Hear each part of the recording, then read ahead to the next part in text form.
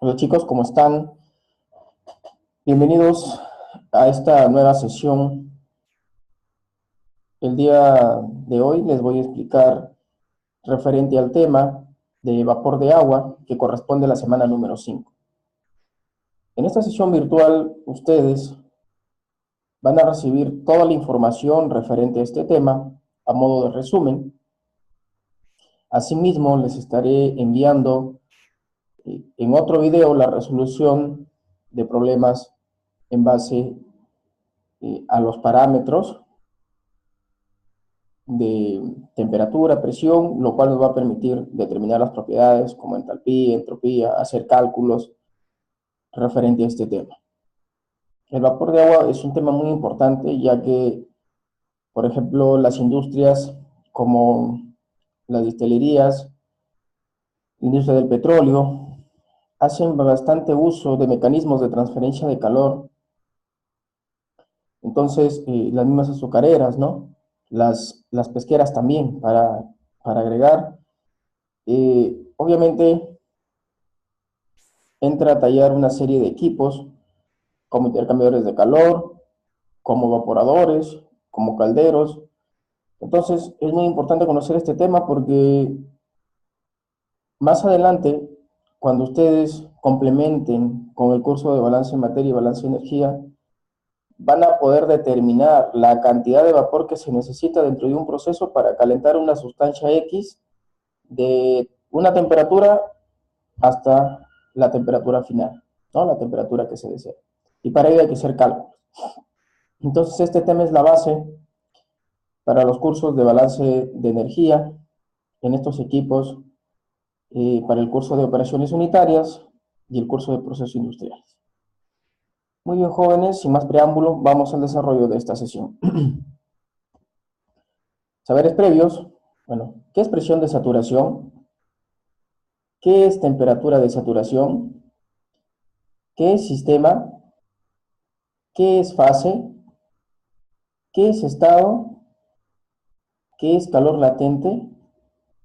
¿Qué entiende por calor latente de vaporización? Preguntas muy importantes que forman parte del debate en la sesión. Dentro de la problematización, ¿no? Dentro de la problematización tenemos lo siguiente. A nivel del mar, teóricamente el agua hierve a 100 grados Celsius a una atmósfera de presión. La presión en la parte sierra de la ciudad de Trujillo es menor. La pregunta es, ¿la temperatura de ebullición del agua será menor, mayor o igual? Una pregunta, o mejor dicho, la pregunta principal que forma parte del debate. Logro de la sesión. Al término de la sesión, ustedes van a estar en la capacidad de identificar y diferenciar las propiedades termodinámicas de vapor de agua utilizando diferentes procesos industriales. Como toda clase, un video de motivación, el cual ustedes van a poder observar la importancia de conocer este tema, obviamente porque tiene mucha aplicación dentro del sector industrial. Muy bien, desarrollo del tema. Estas imágenes nos muestran una estructura interna de las fases de agua, ya sea estado sólido, estado líquido, estado gaseoso. Obviamente lo que observan son las moléculas y acá se habla de dos fuerzas, la fuerza de cohesión y la fuerza de repulsión. En el caso del estado sólido, como podemos apreciar acá en la imagen A, las fuerzas de cohesión son mayores que las fuerzas de repulsión. Las fuerzas de cohesión permiten la unión entre las moléculas. Entonces, eso es lo que permite que se obtenga esta estructura, lo cual es característica del estado sólido. En el estado líquido, obviamente ya las fuerzas se encuentran en equilibrio. Como las fuerzas se encuentran en equilibrio, obviamente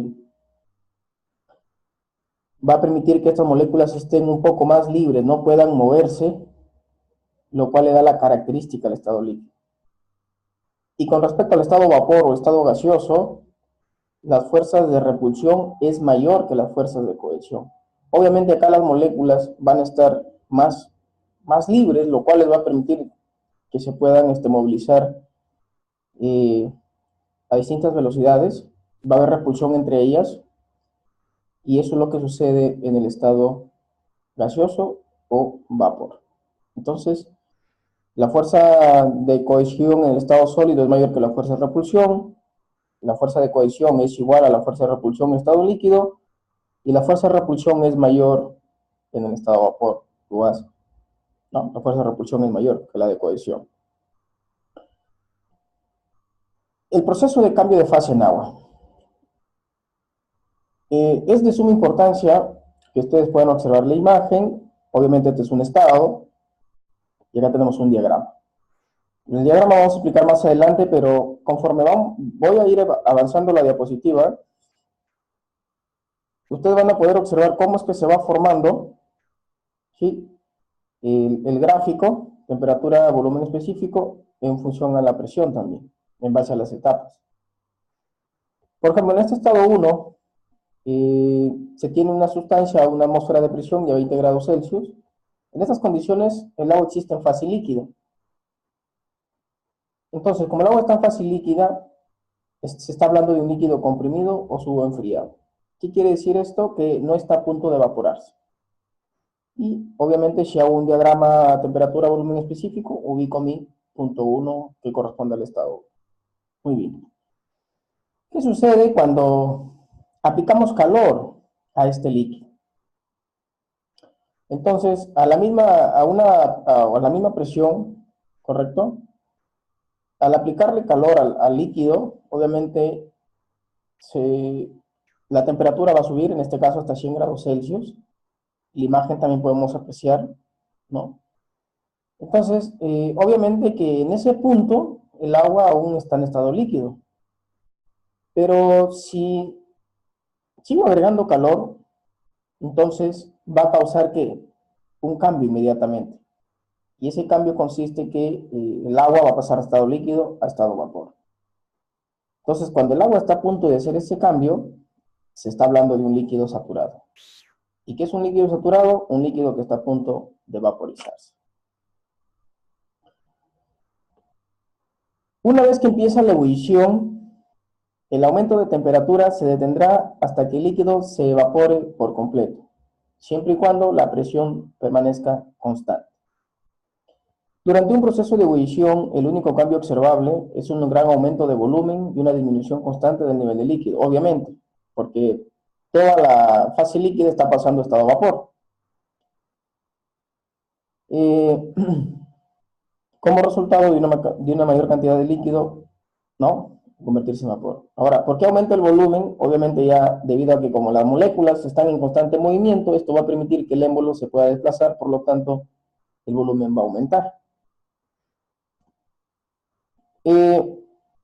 Y prácticamente, conforme se va dando la ebullición, o sea, del punto 2, la presión es constante. La temperatura se mantiene en 100, ¿no es cierto? La temperatura se está manteniendo en 100. Como la temperatura se mantiene en 100 o inicia en 100 y la presión es constante, el agua va a seguir hirviendo, hirviendo, hirviendo hasta la última gota que está en estado líquido. Todo ese cambio de estado líquido a vapor nos representa esta línea horizontal. Esta línea horizontal quiere decir que del punto 2 al punto 3, la sustancia que está en estado líquido se está convirtiendo a vapor. Entonces, cuando está a la mitad de la línea de evaporación, el cilindro contendrá cantidades iguales de líquido y vapor, ¿no? O sea, obviamente mientras se va evaporando, vamos a tener dos fases, vapor y líquido. Entonces, vamos a estar entre el punto 2 y el punto 3. La temperatura es constante, se mantiene constante, porque el agua hierve a esa temperatura y a esa presión. Entonces, cuando se está entre el punto 2 y punto 3, se habla de un vapor húmedo o mezcla saturada líquido-vapor. ¿Qué quiere decir? Que la fase líquido y vapor coexisten en equilibrio. Luego, si se sigue aumentando la temperatura, obviamente vamos a estar hablando ya de otro tipo, vamos a estar en otro estado, ¿no? En otro estado. El estado 4 que vendría a ser, si yo sigo acá, ¿no? Obviamente sigue siendo vapor. Pero ahora, Vamos al caso de que tengo vapor, pero ese vapor pierde calor. Entonces, cualquier pérdida de calor causará que el vapor se condense. Entonces, ¿qué quiere decir? Que cuando el vapor está a punto de condensarse, estamos hablando de un vapor saturado. Y el vapor saturado es un vapor a punto de condensarse. Si yo sigo añadiendo calor, ese vapor va a pasar a lo que se llama vapor sobrecalentado. La temperatura va a aumentar. Entonces, una transferencia adicional de calor resultará en un aumento tanto de la temperatura como el volumen específico, obviamente. Entonces, acá nos muestran las cinco etapas, ¿no?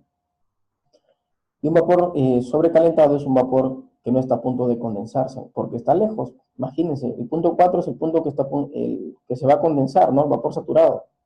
5 está lejos. Muy bien.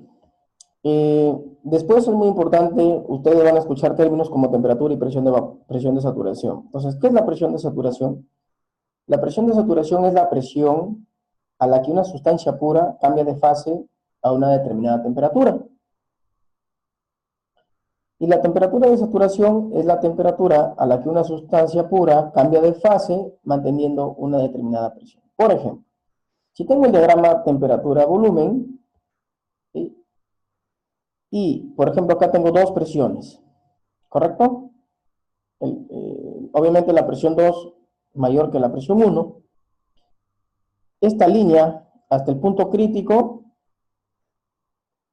se llama líquido saturado. Lo que está antes viene a ser la región del líquido comprimido.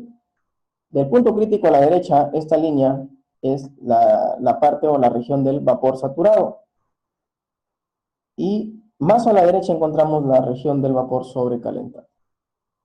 Entonces, ¿qué quiere decir? Por ejemplo, si yo estoy a una temperatura determinada, ¿sí? Si hago la proyección a este punto,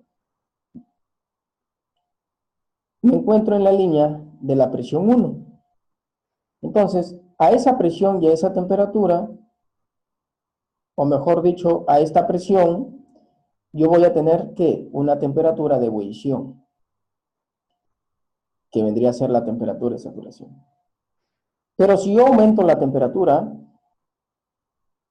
obviamente ustedes pueden observar que la temperatura de saturación va a ser mayor, manteniendo, esta línea es la línea de la presión, ¿no? Entonces es la presión constante. Entonces, conforme aumente la presión, necesito más calor para que se dé el cambio de fase. ¿Correcto? Lo mismo va a suceder con la presión. ¿Sí? Lo mismo va a suceder con la presión, ¿no? Por acá tengo un diagrama, este es el caso de un diagrama temperatura-volumen específico de procesos de cambio de fase a presión constante, ¿no? El punto crítico, obviamente, no va a haber cambio de fase. Prácticamente es del punto crítico hacia abajo, uno puede diferenciar que hay un cambio de fase, pero sobre el punto crítico no hay un cambio de fase. Entonces, obviamente el punto crítico podemos decir que es el punto al cual va a coexistir tanto el líquido como vapor, ¿no? Las propiedades van a ser semejantes porque no hay un cambio de fase. El punto crítico es el punto máximo, ¿correcto? Donde puede existir al menos el tope al cual puede llegar la temperatura obviamente vamos a tener la temperatura máxima y la presión máxima en la cual puede ocurrir un cambio de fase. Los puntos que estén sobre el punto crítico no se va a diferenciar un cambio de fase. Entonces, esta imagen pues está más detallado, ¿no? A menores presiones, menor temperatura de saturación. Por ejemplo, a una presión de 0.01 megapascales, la presión de saturación será menor. A 0.1 será mayor. Entonces, obviamente, la temperatura de saturación va a depender, o la presión va a depender de la temperatura, ¿no? O a la inversa. Entonces, estos diagramas nos van a permitir comprender mejor en lo que respecta al cambio de fases. Luego tenemos este diagrama que nos explica las regiones de las sustancias puras, ¿no? Es muy importante diferenciarla y conocerla. Y luego tenemos el diagrama presión-volumen, donde ahora las temperaturas vienen en sentido contrario, ¿no? De izquierda a derecha. Por ejemplo, la temperatura 2 es mayor que la temperatura 1. Entonces, a mayor temperatura, la presión de saturación es mayor. A menor temperatura, la presión de saturación será menor. Este es un diagrama de presión-temperatura del punto triple de algunas sustancias que coexisten, ¿no? En este punto coexisten los tres estados. Entonces, es muy importante, obviamente, los diagramas que más vamos a utilizar son estos: temperatura, volumen específico y presión y volumen específico. ¿No? Este es otro tipo de diagrama que explica el punto en el que puede coexistir una sustancia en sus tres estados. Es muy importante conocer o hablar de las variables termodinámicas. Las variables termodinámicas son la temperatura, la presión, el volumen y la composición. Pero obviamente las variables que siempre van a estar o va a depender todo proceso principalmente de la temperatura y la presión. Estas temperaturas, al cambiar, cambia estas dos, ¿no? Luego también habíamos hablado con respecto a la mezcla, ¿no? La mezcla saturada líquido-vapor. Cuando hay una mezcla saturada líquido-vapor, se habla de calidad de vapor. Entonces, para ello se hace una serie de cálculos, y como por ejemplo la calidad se define como la masa del vapor entre la masa total. La masa total viene a ser la masa del líquido más la masa del vapor o gas. Por lo tanto, el volumen total vendría a ser el volumen del líquido más el volumen del gas, ¿no? Y también el volumen puede ser igual a la masa total por un volumen específico promedio, o la masa del líquido por el volumen específico del líquido más la masa del vapor por el volumen específico del vapor. Desarrollando una serie de cambios de variables, vamos a determinar que una propiedad específica promedio va a ser igual a la propiedad en estado líquido más la calidad del vapor por esa propiedad en fase líquido-vapor, ¿no? El cambio. O se puede también reemplazar por esta variable BL sub G puede ser también igual a B sub L más B sub G. ¿Correcto? Perdón, la diferencia, B sub G menos B sub L, ¿no? El cambio, este es el cambio. Ya en clase, y con los ejercicios que van a ver ustedes, se van a dar cuenta cómo se puede usar esta ecuación. Entonces, de esta ecuación también se puede despejar y podemos determinar la calidad, ¿no? Del vapor. Entonces, calidad, recuerden, se da en el estado de vapor húmedo, que está siempre en estas dos regiones, ¿no? Porque va a coexistir siempre líquido y vapor saturado. Muy bien, los sistemas de calentamiento. Obviamente las industrias pues utilizan, por ejemplo, interrumidores de calor, calentadores, evaporadores. Son sistemas de calentamiento. Obviamente el vapor es generado en un caldero. Los interrumidores de calor pueden ser, hay de placas, de casco y tubo, ¿no? Entonces, igual, los evaporadores al vacío. En fin, una serie de equipos que obviamente ustedes lo van a poder apreciar en el curso de operaciones unitarias, ¿correcto? Luego tienen una actividad como toda sesión que lo van a poder desarrollar de manera grupal. Y como conclusión, en base a los temas tratados, se concluye que la temperatura a la que el agua empieza a hervir depende de la presión. En consecuencia, si la presión es constante, lo mismo sucede con la temperatura de ebullición. La cantidad de energía que es absorbida o liberada durante un proceso de cambio de fase se le llama calor latente. Entonces, cuando hay un cambio de fase, la energía absorbida o liberada se le llama calor latente. El punto crítico es el punto en el que los estados de líquido saturado y vapor saturado son idénticos, ¿no? lo que habíamos comentado al principio. La calidad de vapor se relaciona con las distancias horizontales en los diagramas presión, volumen específico y temperatura, volumen específico. Tienen una asignación para casa, no se olviden de verlo, por favor, y las referencias bibliográficas.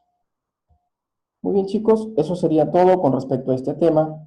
En el caso de existir alguna duda o tengan un interrogante que hacer, no duden en escribirme. Muchas gracias.